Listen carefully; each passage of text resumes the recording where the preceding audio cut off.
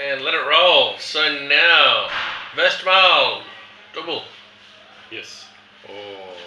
Westmalle is a Trappist brewery in Antwerp, and they were the first to make a double back in 1926, when the government decided they wanted to do something about alcoholism and banned hard liquor, so gin chasers were no longer allowed. And then the brewers started brewing stronger beers as a result. And this is the first step, the double. And the double is always dark by tradition. Now here it's got a big head. There's some sweetness there. But just the maltiness of it. Maltiness. It's just malt all over the place. It's really interesting because when I'm looking at the malts from this, it doesn't have any of the chocolates that you get from porter, and it doesn't have any of the coffee, the espresso coffee notes you get from stouts. But it's just so malty and rich, you know. And it's about 7% alcohol, so it's not inconceivable amount of.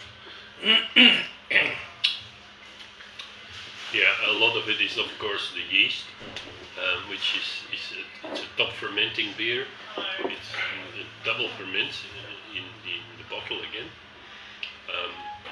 and it's that rich texture from the yeast.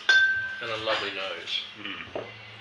Yeah, there's that little prunes kind of dried fruit thing I think we talked about before with the double.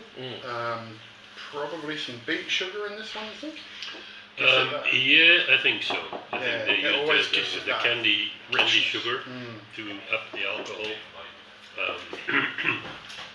And that's sort of, yeah. But then it gives it so when they make candy sugar, they can make, depending on how long you candy the sugar for, it comes out as a darker colour. And I think that's one of the ways they control the colour in a double versus a triple, is it's a darker, almost more burnt sugar, and that impacts the flavouring. I know British brewers, certainly they used to use that as a colouring agent as much as an alcohol thing.